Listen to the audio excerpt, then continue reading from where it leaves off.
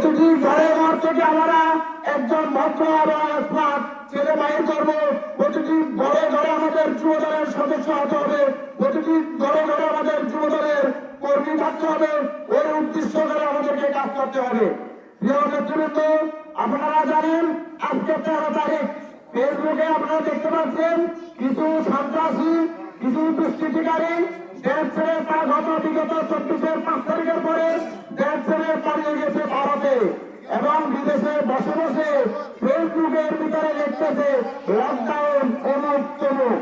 প্রিয় নেতৃবৃন্দ, স্পষ্ট ভাষায় বলতে চাই, অতীতের যে সমস্ত সন্ত্রাসীরা আমার দেশের সাধারণ নেতাকর্মীদেরকে, আমাদের দেশের সাধারণ জনগণকে মামলা হামলা দিয়ে বিভিন্ন ধরনের হয়রানি করেছে, নির্যাতন করেছে, ওই সমস্ত সন্ত্রাসীরা আজকে বিদেশের মাটিতে পালিয়ে থেকে আবারও দেশকে স্থিতিশীল করার জন্য ষড়যন্ত্রে লিপ্ত আছেন।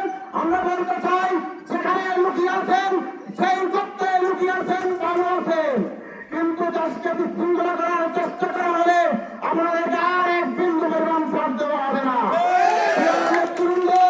আপনারা প্রতিটি ওয়ার্ডে, পাড়ায়, মহল্লায় আপনারা খেয়াল রাখবেন, কোন সন্ত্রাসী লুকিয়ে থেকে অনলাইন ফেসবুকের ভিতরে কোন ধরনের কিছু ছড়াচ্ছে নাকি, ছড়াচ্ছে কিনা। ওই সমস্ত সন্ত্রাসীদেরকে চিহ্নিত করেন, এদেরকে আমরা গণতন্ত্র আইনের হাতে প্রবর্তন করে দেবো। নেতৃবৃন্দ, আজকে দেখতেছেন আপনারা বাংলাদেশের ভিতরে স্বৈরাচার এবং দেশ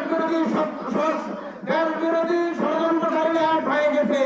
এরা আগামী দিনের জাতীয় সংসদ নির্বাচনকে বানচাল করার জন্য, জাতীয় সংসদ নির্বাচনকে বানচালের ষড়যন্ত্র করার জন্য তারা কিছুদিন বলে পিআর পদ্ধতিতে ভোট, আবার বলে জনভোট, আবার বলে হানা ভোট। এর উদ্দেশ্য হল এ দেশকে বিশৃঙ্খলা করার জন্য, এদেশে আগামী জাতীয় সংসদ নির্বাচনকে বানচাল করার জন্য। প্রিয় নেতৃবৃন্দ, এদেশে গত 7 বছর আমরা নির্যাতিত হয়েছি, মামলা হামলার শিকার হয়েছি। এদেশের জনগণের একটি উদ্দেশ্য ছিল এদেশে একটি অবাধ, সুস্থ এবং নিরাপত্ত নির্বাচন প্রচার সময়ে ফেব্রুয়ারি মাসে নির্বাচন হবে হবে হবে। কোন ষড়যন্ত্র করে নির্বাচনকে বানচাল করতে পারবে না। প্রিয় নেতৃবৃন্দ, আগামী দিনে জাতীয় যুব দলের সকল কর্মসূচি রাজপথে ঐক্যবদ্ধ থাকার উদাত্ত আহ্বান জানিয়ে আগামী জাতীয় সংসদ নির্বাচনে